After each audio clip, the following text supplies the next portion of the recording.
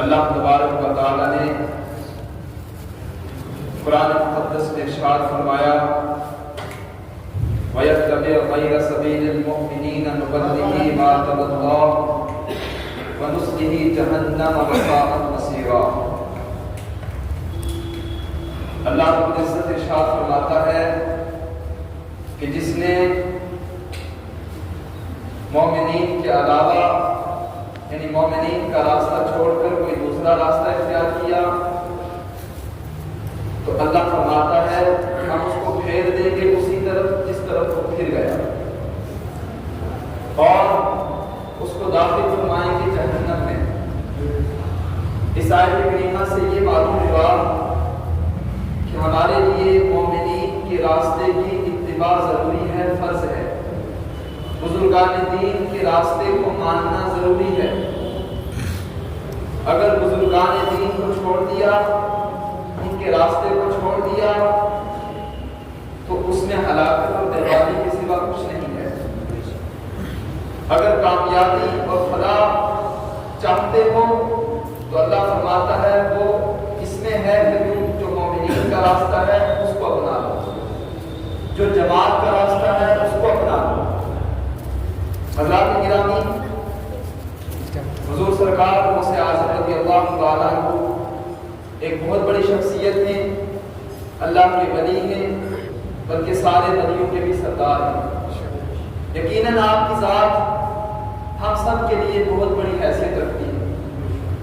ان کی زندگی ہمارے لیے آئیڈیل ہے، ہمارے لیے ان کی زندگی کو اپنانا ضروری ہے۔ ان کی ہر قول پر، ہر عمل پر عمل کرنا ہمارے لیے ضروری ہے، اور ان کی زندگی، ان کے احکامات، ان کی سیرت سب کے سب حق ہیں، کیونکہ وہ اللہ کے ولی۔ آج کے پرفتن دور میں ایمان پر قائم رہنا بہت مشکل ہو چکا ہے۔ آپ سب جانتے ہیں فتنوں کا دور ہے۔ حضور نبی اکرم صلی اللہ علیہ وسلم نے ارشاد فرمایا قرب قیامت ایسا وقت آئے گا، ایسا فتنوں کا دور آئے گا کہ صبح کے وقت انسان مومن ہوگا، رات کو کافر ہو جائے گا، رات کو مومن ہوگا تو صبح کو کافر ہو جائے گا۔ ایسے فتنوں کا دور ہوگا، فتنے ہی فتنے پھیل جائیں گے۔ آج وہی فتنوں کا دور ہے، نئے نئے فتنے پتہ نہیں کہاں سے نکل کر آ رہے ہیں، لوگوں کو گمراہ کر رہے ہیں۔ ایسے فتنوں کے دور میں ہمارے لیے کیا ضروری ہے میرے عزیزوں؟ ہمارے لیے ضروری یہ ہے کہ ہم بزرگان دین کے راستے کو دیکھیں اور اس کو فالو کریں، پوری زندگی اس پر کاربند رہیں۔ یہی ہمارے لیے فلاح اور کامیابی کا راستہ ہے۔ تو سرکار غوث اعظم رضی اللہ تعالیٰ عنہ کے عقائد، ان کے نظریات کیسے تھے، اس کو ہم جانیں، اس کو پڑھیں اور پھر پوری زندگی اس پر کاربند رہیں۔ دعا کریں اللہ کی بارگاہ میں کہ رب ذوالجلال اس پر قائم رکھے۔ ہم اہل سنت کا عقیدہ ہے کہ توسل وسیلہ یہ جائز ہے، اور اس کی تعلیم نبی اکرم صلی اللہ علیہ وسلم نے دی، اور صحابہ کرام رضی اللہ تعالیٰ عنہم اجمعین کا بھی یہی دستور اور معمول رہا۔ وسیلہ بنانا اللہ کی بارگاہ میں کسی کو، بہت سارے فرقے ایسے آئے انہوں نے وسیلے کا انکار کر دیا۔ یعنی اللہ کی بارگاہ میں جب ہم دعا کریں تو کسی نیک شخصیت کا وسیلہ بنائیں، اس کے واسطے سے دعا کریں، یا کوئی نیک عمل ہو اس نیک عمل کے واسطے سے دعا کریں، پروردگار عالم نبی کے واسطے سے ہماری دعا کو قبول فرما، حضور کے صدقے سے ہماری فلاں پریشانی دور فرما، یا میرے فلاں نیک عمل کی وجہ سے میری پریشانی دور فرما۔ یعنی اللہ کی بارگاہ میں نبی پاک صلی اللہ علیہ وسلم کو وسیلہ بنانا، یا کسی نیک بندے کو وسیلہ بنانا، یا کسی نیک عمل کو وسیلہ بنانا یہ جائز ہے، یہ شرک نہیں ہے۔ کچھ فرقے ایسے آئے انہوں نے کہا یہ شرک ہے، یہ اسلام سے جو شرک وسیلہ اختیار کرے گا، اللہ کی بارگاہ میں کسی کو وسیلہ بنائے گا، وہ مشرک ہے، وہ کافر ہے، یہ کہتے ہیں۔ اور سرکار غوث اعظم رضی اللہ تعالیٰ عنہ کے عقائد کیا ہیں، نظریات کیا ہیں؟ سرکار غوث اعظم رضی اللہ تعالیٰ عنہ نے، یہ کتاب ہے آپ کی بنیۃ الطالبین، آپ نے اس میں حج کا چیپٹر قائم کیا اور اس میں حج کے تمام احکام لکھے، اور اسی میں آپ لکھتے ہیں کہ جب نبی پاک صلی اللہ علیہ وسلم کی بارگاہ میں حاضری ہو تو پھر کس طریقے سے حاضری پیش کرنی چاہیے۔ سرکار غوث اعظم رضی اللہ تعالیٰ عنہ فرماتے ہیں کہ جب نبی پاک صلی اللہ علیہ وسلم کی بارگاہ میں حاضری ہو تو اس طرح حضور کی بارگاہ میں حاضری دینی چاہیے۔ وہ لکھتے ہیں سرکار غوث اعظم رضی اللہ تعالیٰ آپ فرماتے ہیں اس طرح کہنا چاہیے، کیسے؟ اللہم انی اتوجہ الیک بنبیک علیہ السلام۔ ترجمہ یہ ہے کہ یہ اللہ، میں تیری بارگاہ میں تیرے پیارے نبی صلی اللہ علیہ وسلم کے صدقے سے متوجہ ہوتا ہوں، حضور کے صدقے سے،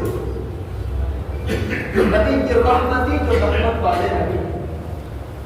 آگے لکھتے ہیں یا رسول اللہ، اب حضور علیہ السلام کی بارگاہ میں استغاثہ پیش کرتے ہیں، کہتے ہیں یا رسول اللہ انی اتوجہ بک الی ربی، کہ یا رسول اللہ میں آپ کے صدقے سے رب تبارک و تعالیٰ کی بارگاہ کی طرف متوجہ ہو رہا ہوں۔ کیا کہے کہ یا رسول اللہ میں آپ کے صدقے سے، آپ کے وسیلے سے اللہ تبارک و تعالیٰ سے مانگ رہا ہوں، یہ کہے لیغفر لی، تاکہ میرے گناہ معاف ہو جائیں۔ اور فرماتے ہیں اللہم انی اسألک بحقہ، یہ کہے کہ اللہ میں تجھ سے سوال کرتا ہوں نبی پاک صلی اللہ علیہ وسلم کے صدقے سے۔ آگے لکھتے ہیں ان تغفر لی وترحمنی، تاکہ گناہ معاف ہو جائیں اور مجھ پر رحم ہو اللہ تبارک و تعالیٰ۔ اور آگے لکھتے ہیں اللہم اجعل محمدا افضل الشافعین وانجح السائلین۔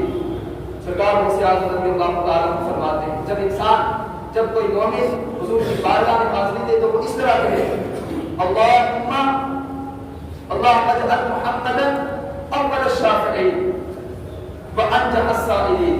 ترجمہ یہ ہے یا اللہ محمد صلی اللہ علیہ وسلم کو سب سے پہلا شفاعت کرنے والا بنا،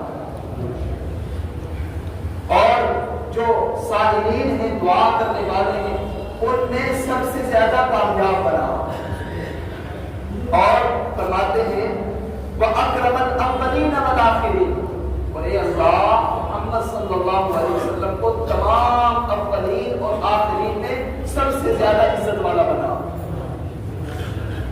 اب یہ تعلیم کس کی ہے؟ سرکار عبد القادر جیلانی رضی اللہ تعالیٰ۔ آپ نے وسیلے کے بارے میں لکھا کہ جب بندہ مومن اللہ کی بارگاہ میں دعا کرے تو حضور کے صدقے سے دعا کرے، جب حضور علیہ السلام کی بارگاہ میں پیش ہو تو حضور علیہ السلام کا وسیلہ لے کر اللہ تبارک و تعالیٰ کی بارگاہ میں متوجہ ہو۔ یہ واسطہ، یہ وسیلہ، یہ جائز اور سرکار غوث اعظم رضی اللہ تعالیٰ عنہ کی تعلیمات ہیں۔ قرآن مقدس میں اللہ رب العزت کیا فرماتا ہے؟ یا ایھا الذین آمنوا اتقوا اللہ وابتغوا الیہ الوسیلہ، اے ایمان والو اللہ سے ڈرو اور اللہ تبارک و تعالیٰ کی طرف کسی کو وسیلہ ڈھونڈو، وسیلہ تلاش کرو۔ یہ تو قرآن کی آیت۔ حضرت عمر فاروق اعظم رضی اللہ تعالیٰ عنہ کے دور مبارک، کتاب الاستسقاء بخاری کے اندر یہ حدیث موجود ہے کہ حضرت عمر فاروق اعظم رضی اللہ تعالیٰ عنہ کے دور مبارک میں جب قحط پڑ جاتا تو آپ سارے لوگوں کو جمع فرماتے۔ توجہ میری طرف رکھے۔ حضرت عمر فاروق اعظم رضی اللہ تعالیٰ عنہ لوگوں کو جمع فرماتے اور پھر دعا کرتے، اللہم انا کنا نتوسل الیک بنبینا فتسقینا۔ سرکار حضرت عمر فاروق اعظم رضی اللہ تعالیٰ عنہ یہ دعا کرتے ہیں کہ اے اللہ، ہم اپنے نبی صلی اللہ علیہ وسلم کے وسیلے سے دعا کرتے تھے، اے اللہ تو ہمیں سیراب فرماتا تھا، یعنی ہمیں بارش عطا فرماتا تھا۔ وَإِنَّا نَتَوَسَّلُ إِلَيْكَ بِأَمْرِ نَبِيِّنَا فَاسْقِنَا. یہ بخاری شریف کی حدیث ہے، کتاب الاستسقاء کے اندر موجود ہے. حضرت عمر کہتے ہیں کہ اللہ ہم اپنے نبی صلی اللہ علیہ وسلم کے چچا حضرت عباس کے وسیلے سے دعا کرتے ہیں، یا اللہ تو ہمیں سیراب فرما دے، بارش عطا فرما. تو بارش ہو جائے. کیا ہوتا تھا؟ بارش ہو جاتی تھی. حضرت عمر فاروق اعظم رضی اللہ تعالیٰ عنہ کا یہ کہنا کہ ہم اپنے نبی پاک صلی اللہ علیہ وسلم کے دور مبارک میں حضور کے وسیلے سے دعا کیا کرتے ہیں، اور پھر حضرت عباس بن مطلب رضی اللہ تعالیٰ عنہ کے وسیلے سے دعا مانگتے ہیں، بارش کی دعا مانگتے ہیں حضرت عمر فاروق اعظم، اور اللہ تعالیٰ بارش عطا فرماتا ہے. تو وسیلہ اگر ناجائز ہوتا تو بتاؤ حضرت عمر رضی اللہ تعالیٰ عنہ حضور کا وسیلہ لیتے؟ نہیں لیتے. حضرت عباس بن مطلب کا وسیلہ لیتے؟ نہیں لیتے. حضرت عمر کا یہ کہنا کہ حضور کے زمانے میں ہم حضور کا وسیلہ لیا کرتے تھے، تو اس کا مطلب سارے صحابہ کا یہی ایمان تھا، یہی عقیدہ تھا. ایک اور حدیث پاک سنیں. ایک صحابی جو نابینا تھے آقا علیہ السلام کی بارگاہ میں حاضر ہوئے، عرض کیا یا رسول اللہ میرے حق میں دعا فرما دے کہ مجھے بینائی حاصل ہو جائے، آنکھیں مل جائیں، دنیا کو دیکھنا چاہتا ہوں. تو نبی پاک صلی اللہ علیہ وسلم نے فرمایا صبر کرو، صبر کرو، تمہارے لیے صبر بہتر ہے. عرض کرتے ہیں یا رسول اللہ صبر نہیں ہو پاتا، دعا فرما دے. تو نبی پاک صلی اللہ علیہ وسلم نے اپنے صحابی کو جو دعا بتائی وہ دعا کیا ہے؟ حضور نے فرمایا جاؤ گھر پر تازہ وضو کرو، 2 رکعت نماز پڑھو نفل، اور اس کے بعد اس طرح دعا کرو اللہم انی اتوجہ الیک بنبیک نبی الرحمت. یا اللہ میں تجھ سے مانگتا ہوں تیرے پیارے نبی کے صدقے سے جو رحمت والے نبی ہیں. اللہم انی اتوجہ یا رسول اللہ انی اتوجہ بک الی ربی فی حاجتی حاضی لتقضی لی حاجتی اللہم فشفع فیہ. کہ یا رسول اللہ میں آپ کے صدقے سے اپنے رب سے مانگ رہا ہوں تاکہ میری یہ حاجت پوری ہو جائے. اب یہ دعا نبی پاک صلی اللہ علیہ وسلم نے اپنے صحابی کو سکھائی. صحابی گھر جاتے ہیں، تازہ وضو کرتے ہیں، 2 رکعت نماز نفل پڑھتے ہیں، یہی دعا کرتے ہیں، اللہ تبارک و تعالیٰ نے آنکھیں عطا فرمائی. یہ ہے وسیلہ. آج لوگ وسیلے کا انکار کرتے ہیں. جس نے وسیلہ بنایا وہ شرک، وہ بدعت. یہ غوث پاک کی تعلیمات ہیں میرے عزیزوں، اس کو پوری زندگی تھام کر رکھنا، کاربند رہنا اس پر. آج کے فتنوں کے دور میں بزرگان دین کا راستہ اپناؤ، بزرگان دین سے جڑو، یہی سچا راستہ ہے، یہی صراط مستقیم ہے. اگر اس سے ہٹ گئے تو گمراہ ہو جاؤ گے. سرکار غوث اعظم رضی اللہ تعالیٰ عنہ کا یہی عقیدہ ہے وسیلے کا. وسیلہ جائز ہے. آج کے دور میں جو وسیلے کا انکار کرتا ہے وہ گمراہ ہے، وہ بدین ہے، وہ صراط مستقیم پر نہیں ہے، وہ اہل سنت و جماعت میں سے نہیں ہے. اسی طرح سرکار غوث اعظم رضی اللہ تعالیٰ عنہ نے ایک اور عقیدے کی بات لکھی. ہمارا عقیدہ ہے اہل سنت کا کہ مردے سنتے ہیں، مردے سنتے ہیں. آج کے لوگ بہت سارے باطل نظریات کے لوگ انہوں نے انکار کر دیا کہ مردے نہیں سنتے. جب انسان مر جائے تو ختم، اس کا کنیکشن دنیا سے ختم ہو جاتا ہے، اسے کسی چیز کا پتہ نہیں ہوتا، وہ مر کے مٹی میں گر جاتا ہے، کوئی حیات باقی نہیں رہتی، کچھ نہیں ہوتا، سب ختم ہو جاتا ہے. لیکن ایسا نہیں ہے. سرکار غوث اعظم رضی اللہ تعالیٰ عنہ نے یہ عقیدے کی بات بھی لکھی کہ مردہ سنتا ہے. حدیث پاک میں ہے، مسلم شریف کی حدیث ہے کتاب الجنائز کے اندر، بخاری میں بھی ہے کتاب الجنائز کے اندر. میرے آقا صلی اللہ علیہ وسلم فرماتے ہیں جب میت کو دفن کر دیا جاتا ہے، دفن کرنے کے بعد جب اس کے عزیز و اقارب اس کو دفن کر کے واپس آتے ہیں تو مردہ واپس آنے والوں کے جوتوں کی آواز سنتا ہے. واپس آنے والوں کے جوتوں کی آواز سنتا ہے. اب میں آپ سے کہنا چاہتا ہوں، ڈینجر پر کون چل رہا ہے ہم نہیں سن سکتے. توجہ ہے نا؟ نہیں سن سکتے، دفن کر دیا جاتا ہے، قبر ہے، تختے لگا دیے جاتے ہیں، اوپر سے مٹی بھی ڈال دی جاتی ہے، لیکن مردے کی سماعت دیکھو کتنی قوت سماعت تیز ہو جاتی ہے کہ چلنے والوں کے قدموں کی آواز بھی سن لیتا ہے۔ اگر مر جاتا ہے، ختم ہو جاتا ہے، کچھ نہیں رہتا، سب فنا ہو جاتا ہے، تو کیسے سنتا ہے؟ کیسے سنتا ہے؟ سرکار غوث اعظم رضی اللہ تعالیٰ عنہ نے فرمایا صرف سنتا ہی نہیں بلکہ میت پہچانتی بھی ہے، میت پہچانتی بھی ہے۔ آپ لکھتے ہیں اپنے کتاب کے اندر، کہتے ہیں ہمارا یہ ایمان ہے کہ میت اس شخص کو پہچانتی ہے جو اس کی زیارت کو آتا ہے۔ یہ کون کہہ رہے ہیں؟ غوث پاک رضی اللہ تعالیٰ۔ اور آپ نے وہ وقت بھی بتا دیا کہ جس وقت میں میت سب سے زیادہ پہچانتی ہے۔ آپ فرماتے ہیں طلوع فجر کے بعد طلوع آفتاب تک، جب فجر طلوع ہوتی ہے صبح سے طلوع فجر کے بعد طلوع آفتاب تک، فرماتے ہیں یہ جو ٹائم ہے اس ٹائم میں میت سب سے زیادہ پہچانتی ہے۔ اب میں آپ سے پوچھنا چاہتا ہوں، مجھے بتاؤ اگر میت مر جاتی ہے، ختم ہو جاتی ہے، فنا ہو جاتی ہے، تو وہ کیسے پہچانتی ہے؟ وہ کس طرح پہچانتی ہے؟ سرکار غوث اعظم رضی اللہ تعالیٰ عنہ نے یہ طریقہ بتایا کہ جب کوئی قبرستان جائے تو کیا کہے۔ آپ نے فرمایا ایسے کہے، السلام علیکم دار قوم المؤمنین، اے مومنین کے گھر والوں تم پر سلام ہو۔ قبر والوں کو اس طرح کہے تم پر سلام ہو، اور کہے وَإِنَّا إِن شَاءَ اللَّهُ بِكُمْ لَاحِقُونَ، اور یہ کہے کہ بے شک ہم بھی تم سے ملاقات کرنے والے ہیں۔ اب میں آپ سے پوچھنا چاہتا ہوں، سلام کسے کیا جاتا ہے؟ جو سنے، جو سنے۔ جو سنتا ہی نہیں اسے کیسے سلام کیا جائے گا؟ اور کلام اسی سے کیا جاتا ہے جو سنے۔ جو سنتا ہی نہیں اسے کلام نہیں کیا جائے گا۔ کلام لفظ ہوتا ہے، فضول ہوتا ہے۔ تو قبر والوں کے ساتھ سرکار غوث اعظم کا کلام کرنا اور یہ تعلیم دینا، یہ طریقہ بتانا کہ تم میں سے جب کوئی قبرستان جائے اس طرح کہے کہ ہم بھی عنقریب تم سے ملاقات کرنے والے ہیں۔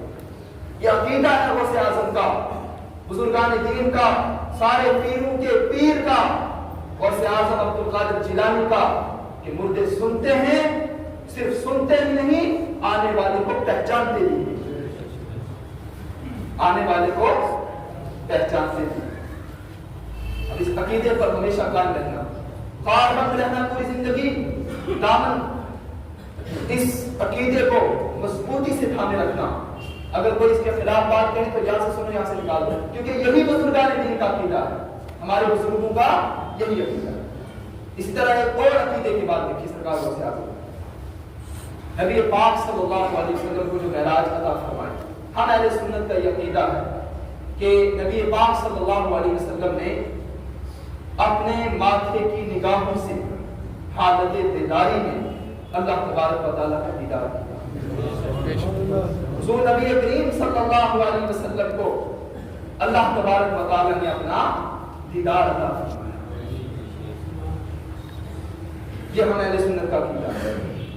بہت سارے باطل نظریات والے لوگ آئے، انہوں نے تو کچھ لوگ تو ایسے آئے انہوں نے معراج کا انکار ہی کر دیا، سرے سے انکار کر دیا کہ کچھ نہیں ہے۔ کچھ نے کہا کہ نہیں، یہ صرف خواب میں ہوئی ہے، جسمانی معراج نہیں۔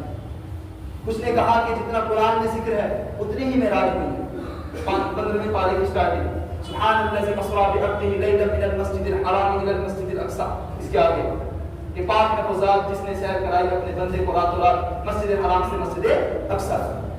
یہ ذکر قرآن میں ہے، کہا کہ اتنی معراج ہوئی۔ کچھ نے کہا کہ معراج ہوئی لیکن اللہ تبارک و تعالیٰ نے دیدار عطا نہیں فرمایا، حضور نے دیدار نہیں کیا، دیدار کا انکار کر دیا، رؤیت باری تعالیٰ کا انکار کر دیا۔ سرکار غوث اعظم نے یہ عقیدے کی بات لکھی، آپ نے فرمایا کہ آپ فرماتے ہیں ہمارا ایمان ہے کہ شب معراج نبی اکرم صلی اللہ علیہ وسلم نے اپنے رب کی زیارت کی۔ یہ زیارت سر کی آنکھوں کے ساتھ تھی، اور سبحان اللہ، ماتھے کی نگاہ ان کے ساتھ تھی، فرماتے ہیں نہ دل کی آنکھوں سے اور نہ ہی خواب میں، یعنی ایسا نہیں کہ دل کی نگاہوں سے حضور نے دیکھا یا خواب میں دیکھا، سرکار غوث اعظم نے اس کا انکار کر دیا کہ دل کی آنکھوں سے بھی نہیں دیکھا، خواب میں بھی نہیں دیکھا، بلکہ حالت بیداری میں ماتھے کی نگاہوں سے دیکھا۔ اور کوئی خیر کیا تم سے بھی کام ہو، جب نہ خدا ہی چھپا تم پہ کرو۔ ٹائم ہو چکا ہے۔ اللہ تبارک و تعالی ہم سب